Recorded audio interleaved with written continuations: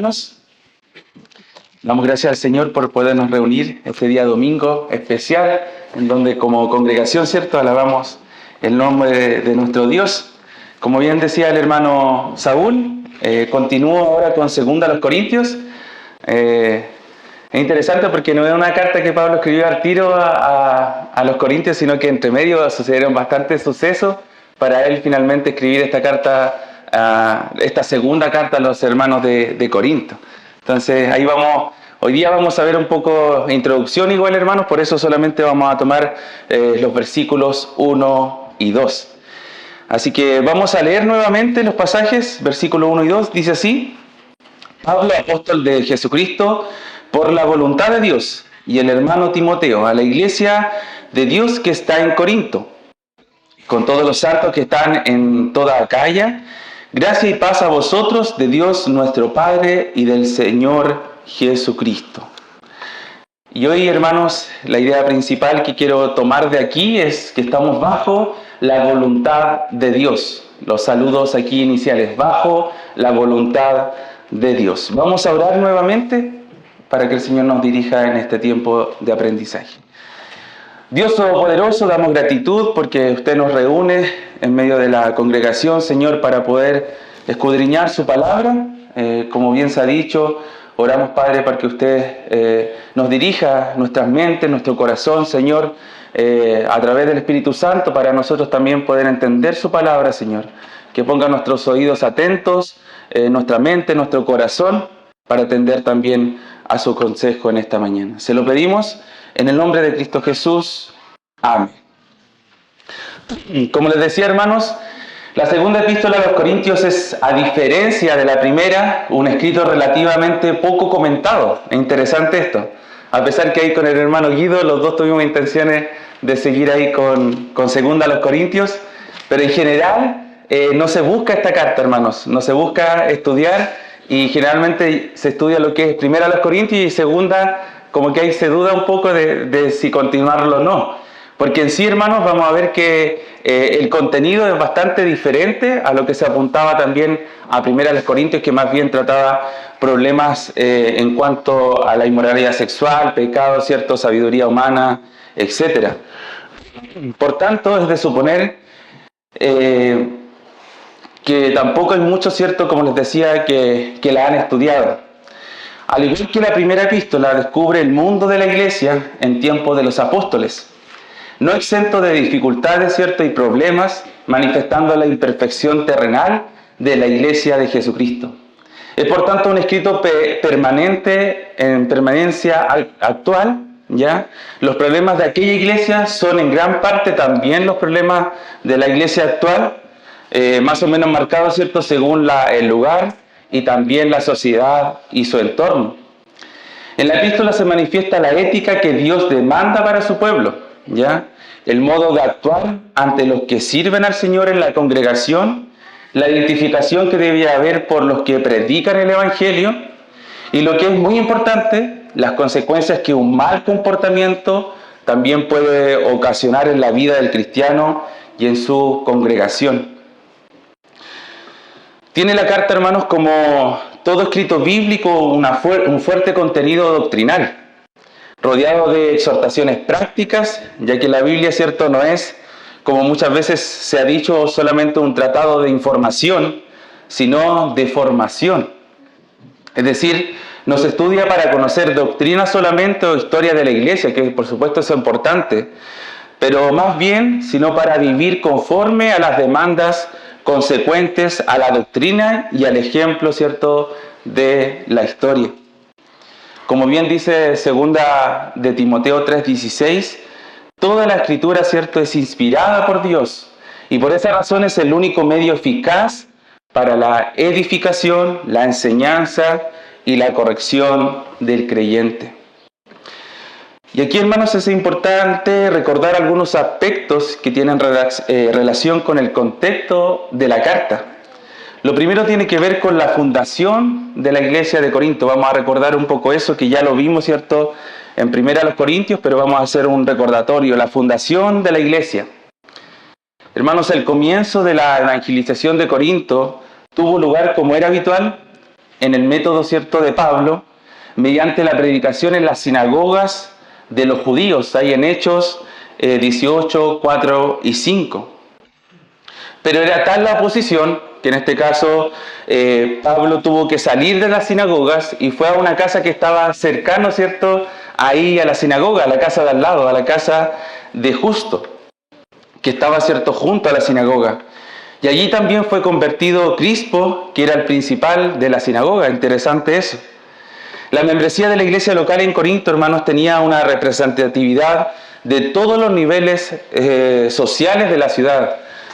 Si recordamos, la ciudad de Corinto era un punto de mucha afluencia de diferentes personas étnicas, culturalmente, era muy comercial porque había cierto este istmo que era una franja en donde había podían cruzar embarcaciones y eso lo hacía un lugar con mucha afluencia de diferentes personas, ¿cierto?, y diferentes tipos de cultura. Por eso que la iglesia de Corinto también estaba formada por una diversidad de personas. Hay otra cosa importante antes de poder ir de lleno a lo que es la carta, que es la relación de Pablo con la iglesia. ¿Por qué Pablo se interesa en escribir a los hermanos de Corinto? Después de los 18 meses de permanencia en Corinto, Pablo estableció la iglesia en Corinto. Estuvo 18 meses con los hermanos en su inicio ahí en Corinto. Aunque los creyentes en Corinto estaban asistidos debido a la condición del apóstol como fundador de la iglesia, buscaron su ayuda en los momentos que fueron necesarios. Por ejemplo, la familia de Cloé le informó de la falta de armonía en la iglesia ahí en 1 Corintios 1:11. La misma iglesia le envió una carta formulándole algunas preguntas, nos dice ahí 1 Corintios 7:1. Y el apóstol prometió una visita también a la iglesia en 1 Corintios 4:19. Por lo tanto, hermanos, el interés que Pablo tenía por la iglesia de Corinto era bastante alto, ya que estuvo dentro de su inicio, en su desarrollo, ¿cierto? Y también estuvo enterado constantemente del avance de la iglesia y también de las dificultades que ellos estaban presentando. Por lo tanto, hermanos, cuando llegamos a ver quién es el autor, no hay mayor duda que es el apóstol Pablo. Ya nadie pone en duda que se trata de una epístola del apóstol Pablo. La autenticidad paulina es universalmente admitida. Ya, así que ahí no voy a ahondar en mayor detalles en este momento. Algunos motivos de por qué se escribe esta carta, la situación histórica, hermanos. Se pretende vincular, como les decía, con la epístola, como una continuación de la primera. Pero ciertamente hay serias dificultades para conseguir esto. Un análisis de la epístola presenta al apóstol en una situación de cierta inquietud, recomendando el perdón a un ofensor. Vamos a estar estudiando eso. Y reconociendo una acción disciplinaria dentro de la iglesia. Estas condiciones no pueden vincularse con la anterior carta. ¿Ya? De modo que ni los problemas ni los aspectos individuales son los mismos. No se aprecia en esta epístola un tratamiento específico con pecados concretos como los vimos en la primera carta a los Corintios y asuntos que podían producir un quebranto espiritual de la iglesia, como ocurre en la primera epístola a los Corintios. Se aprecia, hermanos, más bien en esta segunda carta a los Corintios, un estado de, podríamos decir, de enfriamiento entre la iglesia en Corinto y el apóstol, debido a que con probabilidad a los hechos ocurridos desde el tiempo de la primera epístola, y esta también, se considera. Algo ocurrió ahí, algo pasó entre la primera carta a los Corintios y la segunda, que provocó esta, podríamos decir, un poco de lejanía entre Pablo y la iglesia a los Corintios. Algo ocurrió. ¿Y qué pasó, hermanos? Aparecieron los falsos maestros. Afirmando que eran apóstoles a quienes había enviado la iglesia de Jerusalén. Y pronto, ¿qué hicieron? Sedujeron a muchas personas de la congregación, haciéndolas finalmente desleales en un sentido a Pablo, pero más bien a la verdad bíblica. Cuando Pablo conoció esta amenaza, probablemente comunicada por Timoteo, salió rumbo de Éfeso, salió a Corinto, llegó allá y se dice ahí en 2 a los Corintios 2:1 que él llegó con tristeza y no salió bien. Y regresó Pablo, ¿cierto? Y escribió una carta en términos muy fuertes. Pero de esa carta, hermanos, no tenemos preservación. Pasó el tiempo, pasó esta situación, ¿cierto? Que Pablo fue a los Corintios y tuvo que volverse tristemente. Pasó ese tiempo y llegaron a Pablo noticias por parte de Tito, que la mayoría de los hermanos de Corintios se habían arrepentido y habían reafirmado su lealtad a Pablo. Esto le produjo, por supuesto, gran gozo y alivio. Pero, hermanos, Pablo tenía suficiente sabiduría para saber que aun cuando la situación de Corintios probablemente se veía en mejoría, había que preocuparse y seguirse preocupando por la iglesia de Corintios. Los falsos apóstoles seguían allí y una minoría de corintios seguía confundida o leal a ellos. Cuando Pablo se preparaba para su próxima visita a Corinto, escribió, por tanto, hermanos, 2 a los Corintios desde Macedonia. Ese fue el contexto, hermanos, para finalmente poder llegar a escribir esta carta, esta segunda carta a los hermanos de Corinto.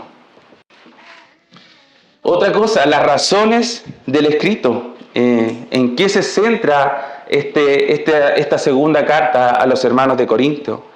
En esta, hermanos, defiende su apostolado vigorosamente de los ataques, ¿cierto?, de los falsos maestros. Lo segundo, dejó instrucciones en cuanto a la recolección de la ofrenda para los creyentes pobres de Jerusalén. Y lo tercero que vamos a ver ya desde el capítulo 10 en adelante, confronta directamente a los falsos apóstoles y a sus seguidores. Tres temáticas, podríamos decir, a grandes rasgos, que va a estar ahondando esta segunda carta a los Corintios. Hermanos, eso es un poquito más o menos el panorama en la cual, ¿cierto?, vamos a estar ahondando y en el contexto en el cual vamos a estar estudiando esta carta, esta segunda carta a los Corintios. Pero ahora, hermano, me quiero abocar a lo que es el versículo 1 y el versículo 2. Y como bien les he dicho, la idea principal que quiero que pueda quedar en sus mentes es esto: bajo la voluntad de Dios. Bajo la voluntad de Dios. Y vamos a ver tres aspectos. Lo primero, apóstol por la voluntad de Dios. Lo segundo, escrito a los Corintios por la voluntad de Dios. Y lo tercero, gracia y paz por la voluntad de Dios.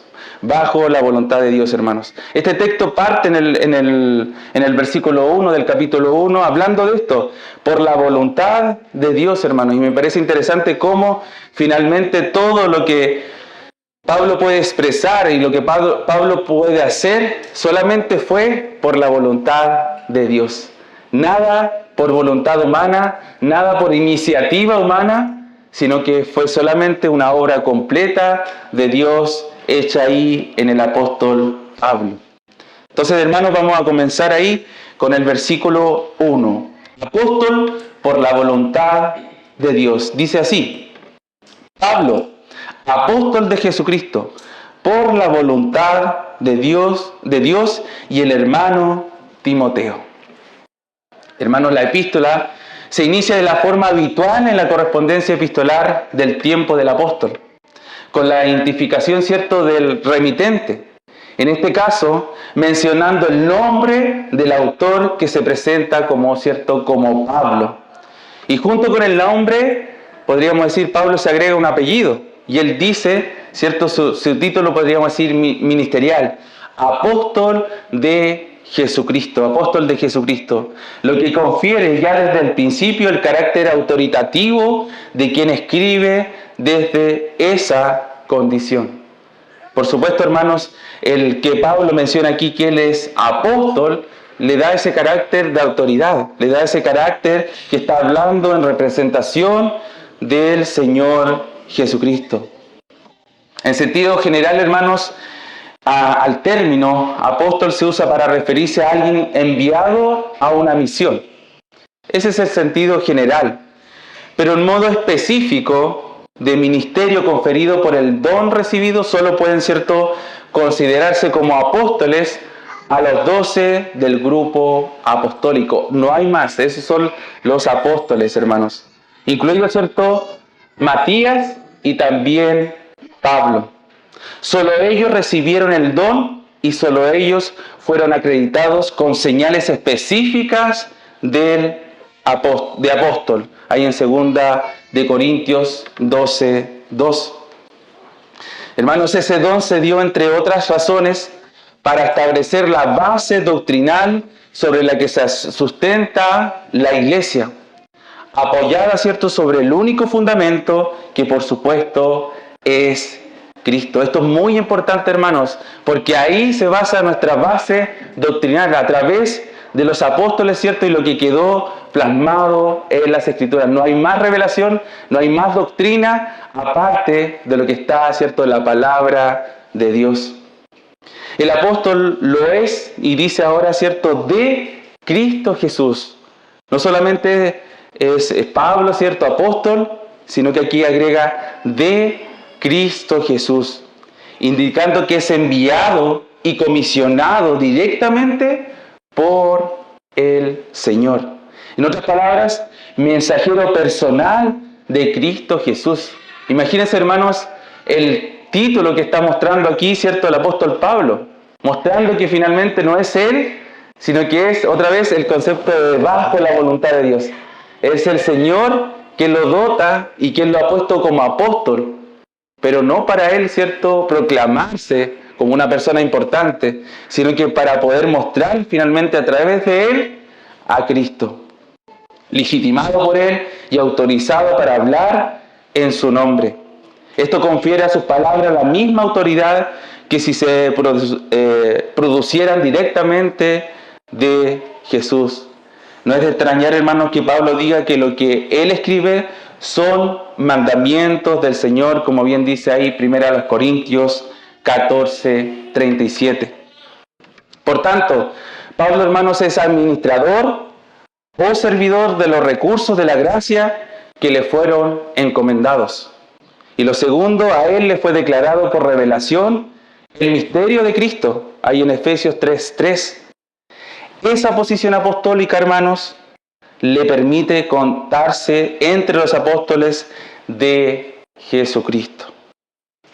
Y agrega aún más, aquí este versículo 1 dice, Pablo, apóstol de Jesucristo, y ahora dice, por la voluntad de Dios, aún más, que el apostolado lo recibió, ¿cierto?, como dice ahí, por la voluntad de Dios. No fue que él escogió, ¿cierto?, ser apóstol, no fue que él se puso en una fila, ¿cierto?, para postularse como apóstol, sino que el Señor lo hizo por su propia voluntad, para que finalmente Pablo pueda ser apóstol. Eso da a entender que no fue Pablo quien escogió dedicarse a ese ministerio, sino que fue Dios quien le llamó a desempeñarlo. Como va desapareciendo, si estaba pensando ahora, hermano, como va desapareciendo la identidad de Pablo, y ya no es Pablo, sino que está siendo un representante directo del Señor. Eso es maravilloso poder irlo notando, cómo el hombre va desapareciendo, ese Saulo que conocimos ahí en Hechos, y ahora está apareciendo, ¿cierto?, este Pablo, pero de Jesucristo. Otro Pablo totalmente diferente. Su identidad desaparece y el Señor le da una nueva identidad. Él fue alcanzado por Jesús en el camino a Damasco para salvación, pero el resultado de ella le confiere, ¿cierto?, por voluntad divina, el don de apóstol de Cristo Jesús. El apostolado, hermanos, de Pablo no solo procede de Jesucristo, sino que lo es también por la voluntad de Dios. Es un énfasis especial que manifiestan, ¿cierto?, también algunos escritos en cuanto a esto. Salutaciones, 1 Corintios 1:1, Colosenses 1:1, Efesios 1:1, 2 Timoteos también 1:1. Voluntad de Dios, hermanos, entonces, según el contexto de la epístola, se transforma en una expresión de la manifestación de la soberanía de Dios, que hace incuestionable su deseo y realizable toda finalmente la determinación del Señor. Es muy interesante, hermanos, poder ver cómo el Señor va poniendo hombres, no porque los hombres quieren hacerlo, sino porque el Señor, ¿cierto?, trabaja en ellos, obra en ellos, los transforma y los usa, ¿cierto?, para sus propósitos. Y es completamente, ¿cierto, hermanos?, la voluntad de Dios. En la presentación también de este saludo, en el versículo 1, une consigo un colaborador suyo, bien conocido por los de Corintios. Ellos ya conocían a Timoteo. Dice aquí Timoteo, el hermano. Por lo tanto, ahí ya nos queda claro que Timoteo no tiene un título de apóstol, ¿ya? Esa es la diferencia. Timoteo no es apóstol, sino que es un colaborador, en este caso, de Pablo. Es posible que fuese uno de los mensajeros enviados a Pablo desde la iglesia para consultarle asuntos urgentes e informarle de la situación que estaban atravesando. Pudiera considerarse como el secretario, ¿cierto?, del apóstol Pablo. Pablo aquí lo menciona de una forma amorosa y lo asocia también a este saludo. Por cómo está compuesta la oración a Timoteo, se excluye, como les decía, de ser apóstol, porque lo estaba tratando, ¿cierto?, de hermano. Y más bien, Pablo lo presenta de esta forma amorosa y lo trata, ¿cierto?, aquí también en el saludo epistolar. Ese es el remitente. Pablo, entonces, apóstol de Jesucristo por la voluntad de Dios, y el hermano Timoteo. Eso es lo primero, hermanos. Lo segundo, escrito a los Corintios por voluntad de Dios. Escrito a los Corintios por voluntad de Dios. En la segunda parte del versículo 1. A la iglesia de Dios que está en Corinto, con todos los santos que están en toda Acaya. Inmediatamente de la identificación, ¿cierto?, del remitente, aparecen ahora los destinatarios. La iglesia de Dios que está en Corinto. Y aquí, hermanos, me voy a centrar un poquito en lo que tiene que ver con la iglesia. Aquí dice la iglesia de Dios que está en Corinto. El término iglesia fue de uso común entre los cristianos del primer siglo de la iglesia primitiva. Desde el comienzo del establecimiento, hermanos, de las congregaciones. Para diferenciarse en este caso de los judíos con sus sinagogas y de los paganos con sus templos y costumbres idolátricas, siendo esta una palabra tan extensamente usada aquí en el Nuevo Testamento. En cuanto, hermanos, a la iglesia como tal, es una palabra que se aplica fundamentalmente en el Nuevo Testamento para asignar el conjunto de creyentes elegidos por Dios, llamados por Él, salvados por Cristo, regenerados por el Espíritu Santo, que bautizados por en Cristo, quedan vitalmente unidos por el mismo Espíritu para formar una unidad espiritual que se conoce también como el cuerpo de Cristo. Tremenda definición, hermano. Y eso hace el Señor. Esa es la iglesia del Señor. Miren todos los, podríamos decir, atributos que el Señor pone en cada uno de los miembros que compone finalmente el cuerpo de Cristo. Es una tremenda obra del Señor en la cual, hermanos, nos permite también a nosotros ser partícipes, al igual que la iglesia de Corinto. En el sentido total se le conoce como iglesia universal y en el sentido temporal se le conoce como la iglesia local. Eso es importante, hermanos. Está la iglesia universal, que no solamente estamos los que somos aquí de Pirufquén, sino que también Freire, Temuco y otras partes del mundo también es la iglesia universal. Pero la iglesia local es la que está aquí reunida ahora. Nosotros somos, ¿cierto?, iglesia local. Iglesia, hermanos, y en este caso, aquí Pablo, ¿cierto?, le está escribiendo a la iglesia local en Corinto, pero también agrega con todos los santos que están en toda Acaya. Y ahí podríamos decir que es la iglesia universal, ¿ya? Pero ¿qué más podemos decir de iglesia? Expresa la idea de sacar afuera, llamar afuera. La iglesia, hermanos, por tanto, son los llamados o convocados fuera. Hay en Primera de Pedro 2:9. La iglesia, hermanos, formada por un pueblo redimido, un pueblo de formación divina, lo que lleva a un pueblo de condición celestial. Hay en Filipenses 3:20. Y aún más, hermanos, la iglesia es de prioridad divina. ¿Había pensado en eso, que el Señor está preocupado de su iglesia? ¿Lo piensa, hermano? Que a veces uno se le escapa o lo olvida de su mente que el Señor trata de una manera amorosa a su iglesia. Es la esposa del Señor. ¿Cómo trata a su esposa usted? ¿Cuánto la ama? ¿Cuánto se preocupa por ella? Bueno, nosotros todavía lo hacemos en imperfección, pero el Señor, hermanos, lo hace de una manera perfecta. De una manera perfecta, el Señor ama a su iglesia, ama a su esposa, que es su iglesia. Y esto me pareció muy interesante, hermano, y quiero leerlo antes de continuar. Mateo 16:18. Mateo 16:18.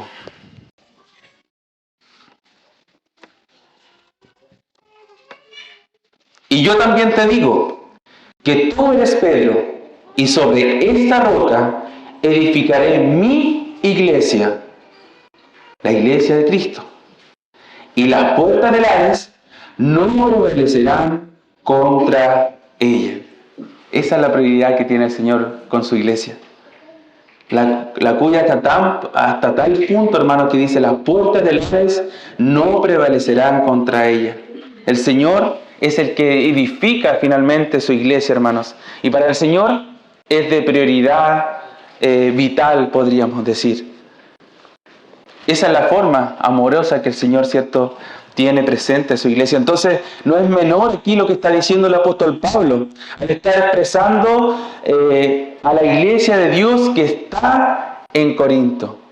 Recordemos que muchas veces cuando estuvimos estudiando primero a los Corintios, uno decía, pero ¿para qué Pablo le insiste a los hermanos de Corintios si están llenos de pecados y de problemas? Pero aún así el apóstol la reconoce como iglesia de Cristo, del Señor. Y si es así, hermano, es porque finalmente el Señor la va a edificar. Va a pasar por un momento malo, pero finalmente el Señor la va a hacer prevalecer, porque ya el Señor la estableció como su iglesia, como dice mi iglesia, dice Cristo. Es un cuerpo espiritual donde Cristo, por lo tanto, es la cabeza. Un pueblo adquirido por Dios. Hermanos, Cristo pagó un precio infinito por cada creyente que ha puesto en la iglesia. Esa es la iglesia. ¿Se siente deudor, hermanos? Con lo que el Señor ha hecho por nosotros y por la posición en que la ha puesto. Recordemos que el Señor nos ha puesto en una posición santa. Posicionalmente somos santos ante el Señor. Por supuesto, estamos en una tarea constante de irnos cada día, ¿cierto?, perfeccionando en esto, hasta la venida de nuestro Señor. Pero el Señor ya nos ha puesto, hermanos, en una posición santa, porque Él pagó su precio. Él pagó el precio por su iglesia, como dice, mi iglesia. Por lo tanto, hermano, aquí la epístola va más allá de los creyentes de la iglesia local en Corinto, para alcanzar a todos los santos que están también, como dice aquí, en Acaya. Esto es, a los creyentes que estaban en la provincia de ese nombre. Acaya, hermanos, era el nombre de la parte norte del Peloponeso, que incluía Corinto y también este istmo que les he nombrado. Ustedes lo pueden buscar ahí en internet y se van a dar cuenta. A mí me pareció muy interesante esta franja, ¿cierto?, divisoria, en donde pasa agua y los barcos pueden cruzar. Todo esto, ¿cierto?, considera a lo que Pablo, ¿cierto?, está aludiendo también aquí en el capítulo 1. Y lo último, hermanos, el tercer punto. Hemos visto, ¿cierto?, bajo la voluntad de Dios, apóstol por la voluntad de Dios, escrito a los Corintios por la voluntad de Dios, Y ahora lo tercero, gracia y paz por la voluntad de Dios. Gracia y paz por la voluntad de Dios. Dice 2 Corintios 1:2. Gracia y paz a vosotros, de Dios nuestro Padre y del Señor Jesucristo. Luego del remitente y de los destinatarios incluye, como es habitual en el apóstol Pablo, en la correspondencia antigua, un saludo general para ellos. Las dos palabras aquí, hermanos, gracia y paz, son claves en la vida cristiana. La gracia es el modo de salvación, Efesios 2, 8 y 9. Y en el Evangelio se anuncia también que Jesús, mediante su obra, hizo la paz, Efesios 2:15. Hermanos, la gracia es uno de los elementos manifestantes del amor divino, que se expresa bien en misericordia como el amor en extensión. Por tanto, hermanos, la gracia es el amor que desciende hasta la condición de los miserables. De yo como miserable, ¿cierto? Y de cada uno de nosotros como miserables. Esa es la gracia del Señor que finalmente alcanza a los perdidos. Solo es posible la salvación por razón, ¿cierto?, de la gracia. La gracia de Dios provee de lo necesario, hermanos, para que el cristiano pueda vivir en una vida en santidad y llevar a cabo el servicio que Dios finalmente le ha escogido. Por eso es que es importante, hermanos, aquí recordar esto. Gracia y paz a vosotros. Si hay algunos que todavía parecen, podemos suponer, el apóstol Pablo está aludiendo, si hay algunos que todavía están ahí suponiendo que son creyentes, pero no ha pasado nada en su corazón, gracia y paz. Gracia y paz, dice aquí, a vosotros de Dios nuestro Padre y del Señor Jesucristo. Hermanos, la gracia es la fuente de la bendición para el cristiano. ¿No es así? Así es, hermanos, es la fuente de bendición para el cristiano. Por eso Santiago dice que aún en las situaciones más difíciles, como pueden ser las pruebas, Dios, dice, da mayor gracia. Santiago 4:6. Dios da mayor gracia. Pero junto con este deseo de administración de la gracia, también dice aquí el versículo, está la paz. Esta fue el admirable regalo que Jesús entregó también a los suyos y por extensión a todos los salvos en la última cena. Ahí en Juan 14:27, si lo quieren apuntar. Hermanos, la salvación por medio de la regeneración convierte a los creyentes en pacificadores. Mateo 5:9. Mateo 5:9.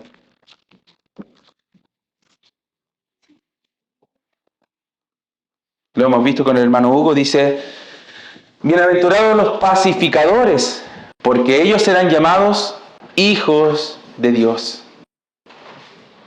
Bienaventurados los pacificadores, porque ellos serán llamados hijos de Dios.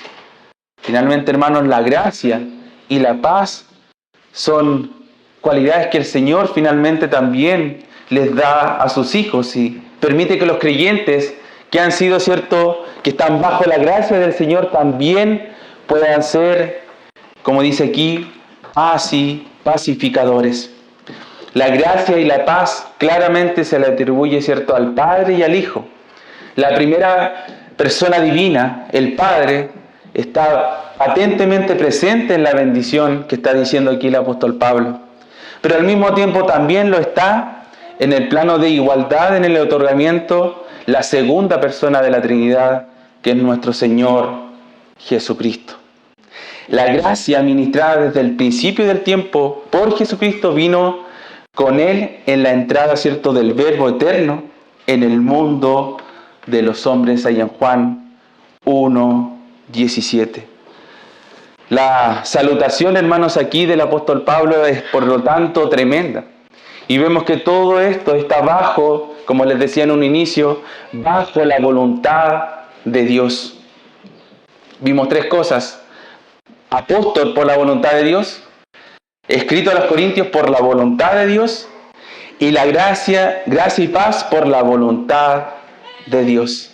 La segunda carta a los Corintios, hermanos, no es un mérito de Pablo o el sentir de Pablo, sino que hay algo más detrás. Está Cristo por sobre Pablo, finalmente escribiendo esta segunda carta a los Corintios. No es casualidad, hermanos, que esta carta esté aquí, sino que está bajo, como les digo, la voluntad de Dios. Eso es muy interesante poderlo notar, hermanos.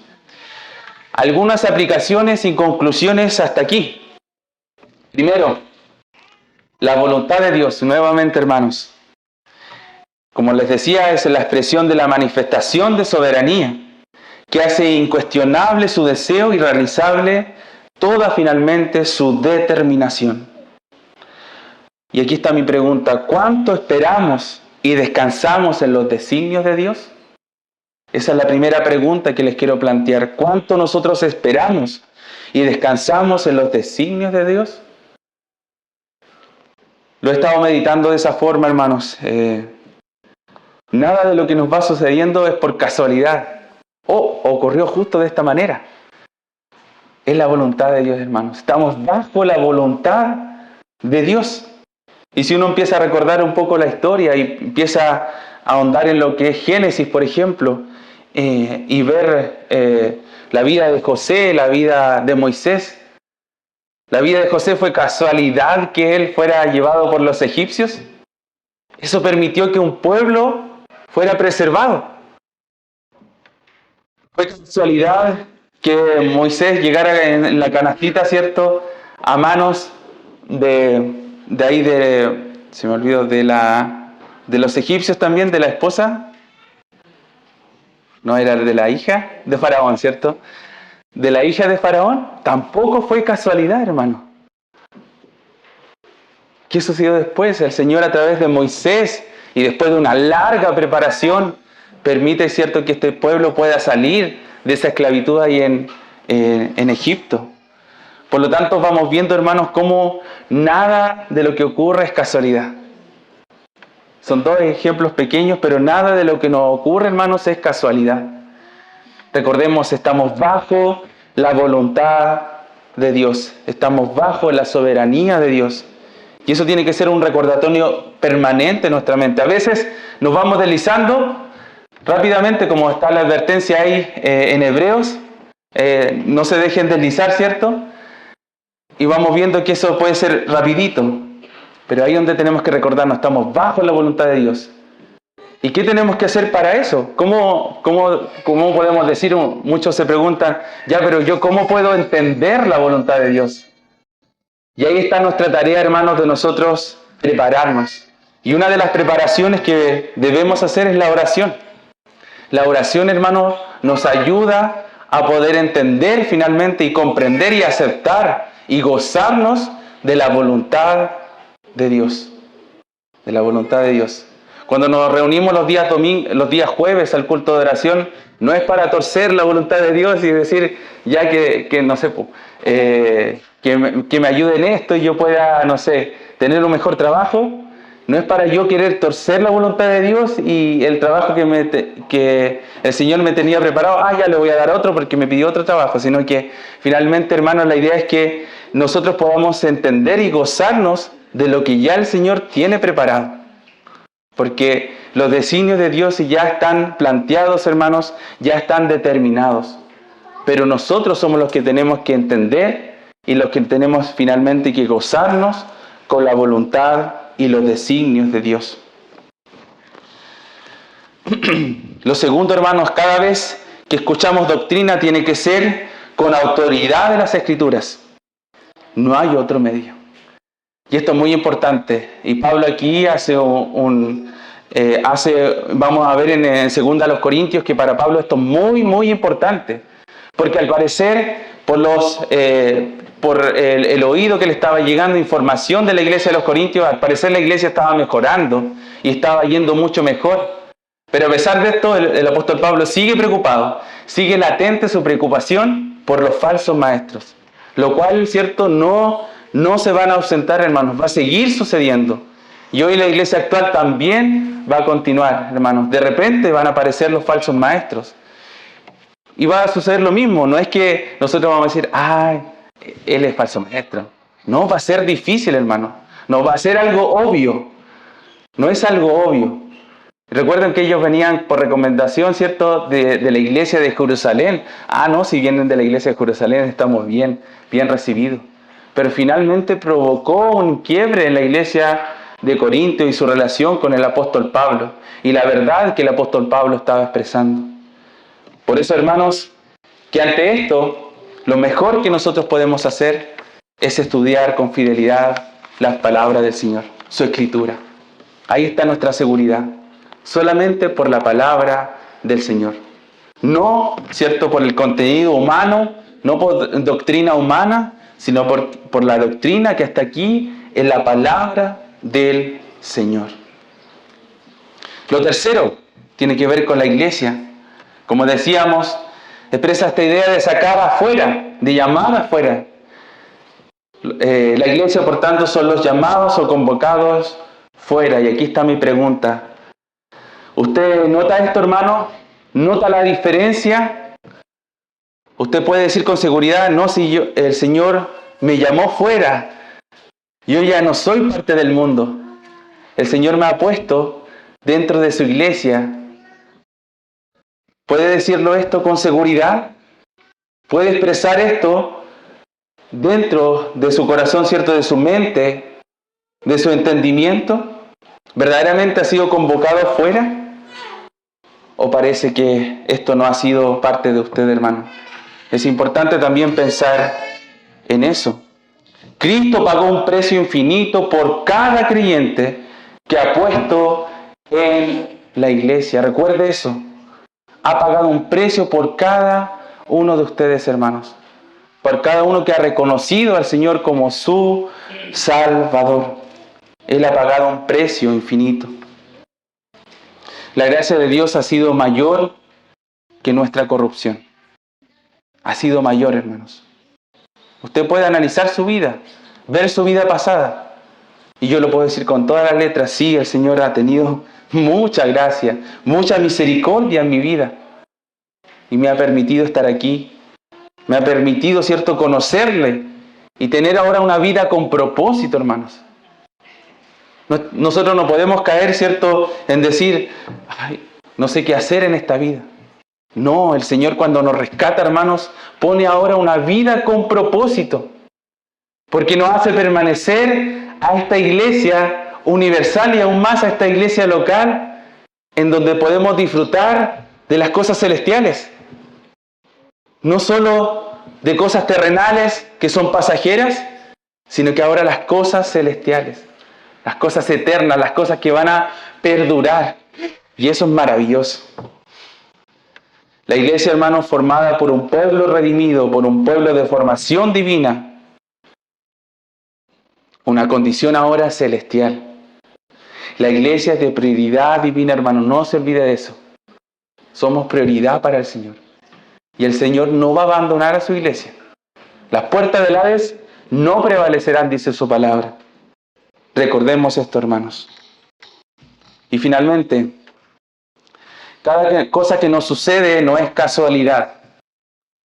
Es la voluntad de Dios. Oremos para que el Señor nos dé el entendimiento necesario de su voluntad, para que podamos estar finalmente, hermanos, con gozo en el Señor, bajo la voluntad de Dios. Recuerde eso, estamos bajo la voluntad de Dios. Vamos a orar, hermanos. Dios Todopoderoso, damos gratitud en esta mañana. Agradecemos, Señor, por su palabra. Agradecemos, Señor, porque su palabra también obra en cada uno de nosotros. Ha obrado también en este lugar. Ha obrado en esta iglesia local. Y ha rescatado a hermanos, a mí y a cada uno de mis hermanos, Señor, de las tinieblas y nos ha traído a la luz. Y ahora nos queda nada más que poner los ojos en Cristo. ¿Cuánto necesitamos de eso? ¿Cuánto necesitamos de usted, Señor? Gracias por su gracia y su paz. Gracias por su misericordia. Por tener esta cordialidad con la miseria del hombre. Gracias, Señor. Ayúdenos a poder comprender su voluntad, a poder comprender sus designios, Señor, y que son designios perfectos para nosotros. Que lo terrenal, Señor, no haga que se ponga gris lo celestial. Que lo celestial perdure y sea lo principal también en cada uno de mis hermanos presentes. Oramos, Señor, para que su palabra también siga obrando, y sabemos que así lo es, en aquellas personas que en este momento estaban escuchando por primera vez su palabra, o probablemente la han escuchado varias veces, pero Señor, no ha pasado nada en ellos. Oramos, Señor, para que usted también obre con su poder, porque su palabra es poder transformador para cambiar aquellos corazones endurecidos. Su obra es maravillosa, Señor. Gracias por su iglesia redimida y por hacernos partícipes de esta ciudadanía celestial. A usted sea la gloria y el honor, Padre amado, en Cristo Jesús. Amén. Gracias.